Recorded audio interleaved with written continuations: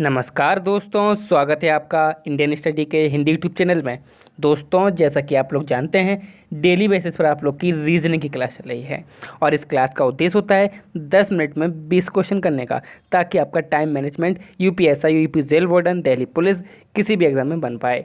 फिलहाल बात करेंगे हमारे पहले क्वेश्चन की। क्या पूछा गया है? विषम संख्या अक्षर या शब्द चुनना है। तो BOIE, तो यहाँ पर विषम शब्द बी होगा, क्योंकि ये सब क्या है, वोवेल्स हैं और ये बी वोवेल्स नहीं हैं। 132वें क्वेश्चन में देखते हैं क्या दिया है।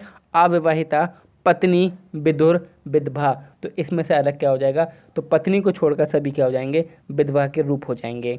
133 में देखेंगे OLTF, BJLQ, TPDC, BKDF। तो इसमें से हमें अलग देखना है कि अलग क्या हो जाएगा। तो देखिए इसमें कोई वोवेल्स है तो आप बोलोगे सर नहीं है, इसमें कोई वोवेल्स है आप बोलोगे सर नहीं है, इसमें कोई वोवेल्स है नहीं है, लेकिन इसमें वोवेल्स है यानी कि ओ है, यानी कि ऑप्शन है यहाँ पर बिल्कुल सही आंसर हो जाएगा। 134 में देखेंगे 132 दिया है, 121 दिया है, 88 दिया है, 97 दिया है। देखिए 121 किसी का वर्ग होता है, जबकि इनमें से कोई वर्ग नहीं होता, यानी कि ऑप्शन भी यहाँ पर बिल्कुल अलग आंसर हो जाएगा। नीचे दिए गए विकल्पों में से संबंधित संख्या को चुनना है। 135 में बताइए कि यहाँ पर आंसर क्या हो जाएगा।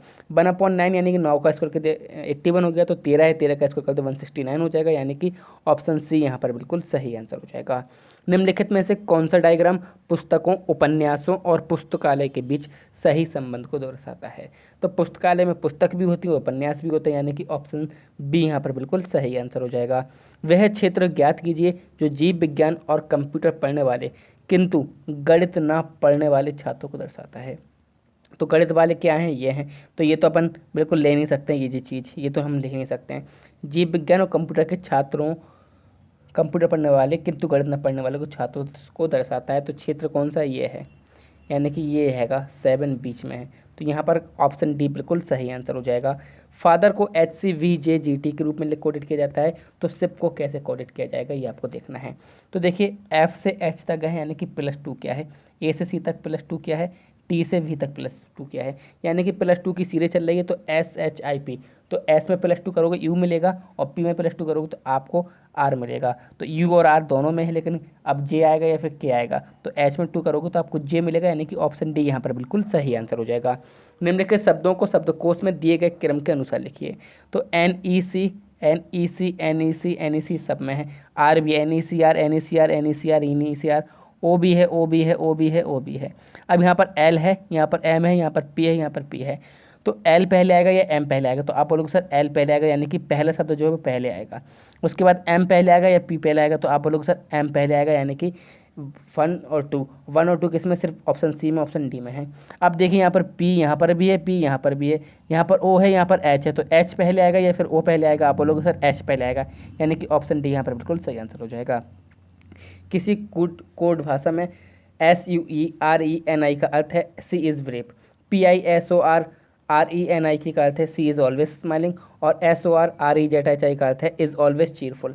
तो स्माइलिंग शब्द के लिए किस कोड का प्रयोग किया गया है? तो स्माइलिंग इसमें है, ठीक है, तो यहाँ पर ही ये कोड किया गया स्माइलिंग के लिए। जबकि सियोरेनिक का अर्थ क्या है? सी इज़ ब्रेव है। चलिए देखते हैं कि इन दोनों में पहले क्या कॉमन है।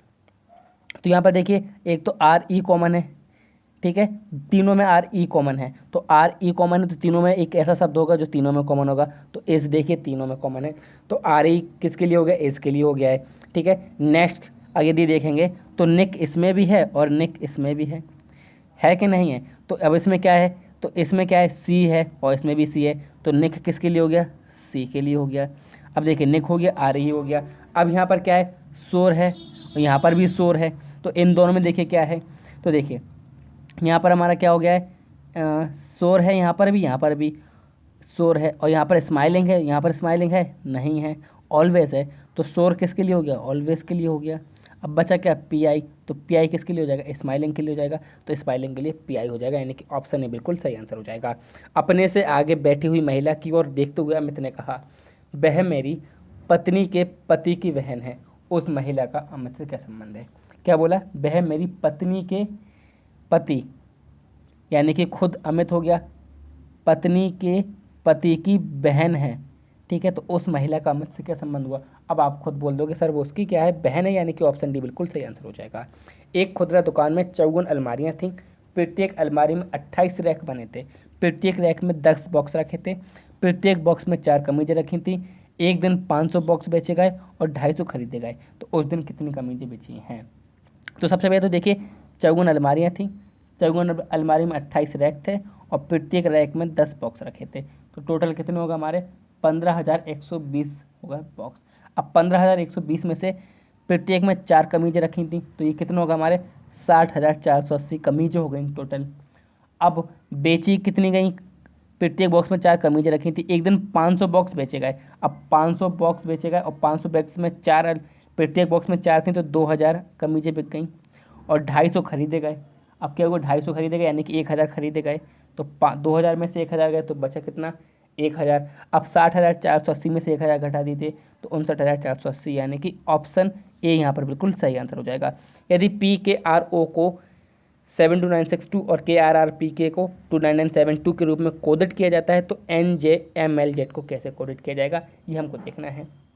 तो देखिए P का एक्चुअल रूप क्या होता है, तो P आता है एक्चुअल 16 पे लेकिन 7 से कोडेड किया गया है, K एक्चुअल 11 पे आता है लेकिन 2 से कोडेड किया गया है, R आता है 18 पे और 9 से कोडेड किया गया है, और O आता है 15 पे से 6 से कोडेड किया गया है। चलिए वो कोई, अब यहाँ पर ये देखते हैं के कितने पर आता है? 11 पे और 2 से कोडेड किया गया है, यानी कि आप एक ये चीज़ देख रहे हो कि सब में 9 का अंतर आ रहा है। तो इसी प्रकार एन कितने पर आता है हमारा? 14 पर आता है, तो 9 घटा दीजिए तो 5 पे आने चाहिए, ठीक है, तो मैं यानी कि 5 हो गया। उसके बाद जे 10 पे आता है, 9 घटा दीजिए तो 1 होना चाहिए, तो 5 बन किस में? सिर्फ ऑप्शन ए में, यानी कि ऑप्शन ए यहाँ पर बिल्कुल सही आंसर हो जाएगा। निम्न में से कौन सा डायग्राम शाकभक्षी बाघ और पशु के बीच सही बताता है? तो पशु देखिए, पशु में शाकभक्षी भी होते हैं और बाघ भी होते हैं, यानी कि शाकाहारी भी होते हैं और मांसाहारी भी होते हैं। दिए गए विकल्पों में से संबंधित संख्या चुनने हैं। ए बी, यानी कि एक ए आता है 1 पर, बी आता है 2 पर, दोनों को जोड़ो 3 हो गया, सी आता है 3 पर, डी आता है 4 पर, दोनों को जोड़ो 7 हो गया, यानी कि ऑप्शन डी यहाँ पर बिल्कुल सही आंसर हो जाएगा। यदि माह की 5वीं तिथि मंगलवार है, तो माह के तीसरे शुक्रवार के 3 दिन बाद कौन सी तिथि होगी? देखिए 5वीं तिथि क्या है हमारी? मंगलवार है, तो पहली तिथि क्या हो जाएगी? जल्दी से बताइए, तो फ्राइडे हो जाएगा पहला दिन। अब क्या पूछा गया है? तीसरे शुक्रवार के दिन। अब पहले दिन को शुक्रवार, तो तीसरे शुक्रवार के दिन, तो यानी कि 15 हो जाएगी तीसरे शुक्रवार को, ठीक है। अब 15 तारीख के 3 दिन बाद कौन सा दिन हो जाएगा? तो हो जाएगी 19 तारीख हो जाएगी, ठीक है, यानी कि ऑप्शन ए यहाँ पर बिल्कुल सही आंसर हो जाएगा। सीमा का छोटा भाई सोहन सीता से आयु में बड़ा है, श्वेता दीप्ति से छोटी है किंतु सीमा में बड़ी है, आयु में सबसे बड़ी कौन है? क्या पूछा गया है? सोहन जो है सीता से आयु में बड़ा है, सोहन जो है सीता से आयु में बड़ा है, तो हमने बना दिया ये सोहन है और ये बड़ा है किससे? सीता से बड़ा है। श्वेता दीप्ति से छोटी है, श्वेता जो है वो दीप्ति से छोटी है, यानी कि दीप्ति बड़ी हुई और श्वेता छोटी, श्वेता को मैं SW लिख दे रहा हूँ, किंतु सीमा से बड़ी है, और सीमा से बड़ी यानी कि सीमा यहाँ पर होगा, होगा कि नहीं होगा? तो अब पूछा ये गया है हमसे आयु में सबसे बड़ी कौन है, तो दीप्ति सबसे बड़ी हुई कि नहीं हुई? तो यानी कि ऑप्शन डी यहाँ पर बिल्कुल सही आंसर हो जाएगा। लुप्त तो अंक के स्थान पर क्या अंक होगा ये हमें देखना है। 4 में 3 ऐड किया 7, 7 में 5 ऐड किया 12, 12 में 7 ऐड करो 19, 19 में 11 ऐड करो 28, यानी कि यहाँ पर ऑप्शन बी बिल्कुल सही आंसर हो जाएगा। एक कक्षा में सोहन का स्थान ऊपर से 7वां है और नीचे से 26वां है, तो कक्षा में कुल कितने हैं? तो 26 6 जोड़ दीजिए यानी कि 32 हो जाएंगे सीधे सीधे आंसर। 5 लड़के ABCDE और E एक पंक्ति में खड़े हैं, D जो है वो E के दाईं ओर है, D जो है वो E के दाईं ओर है, तो D जो है वो E के दाईं ओर है, तो ये हो गया E के दाईं ओर। B खड़ा है E के बाईं ओर, B खड़ा है E के बाईं ओर यानी कि यहाँ पर हो जाएगा, किंतु A के दाईं ओर है तो A यहाँ पर हो जाएगा। B D बाईं, हाँ D बाईं ओर है C के, D बाईं ओर है C के, तो दाएं छोर पर कौन खड़ा है? तो दाएं छोर पर कौन खड़ा है? तो बीच में तो E खड़ा है, हाँ बीच में कौन खड़ा है? E खड़ा है, यानी कि ऑप्शन डी यहाँ पर बिल्कुल सही आंसर हो जाएगा। आई होप वीडियो समझ में आई होगी, तो वीडियो को लाइक करिएगा, शेयर कीजिएगा, सब्सक्राइब कीजिएगा। Thank you all of you. जय हिंद, जय भारत।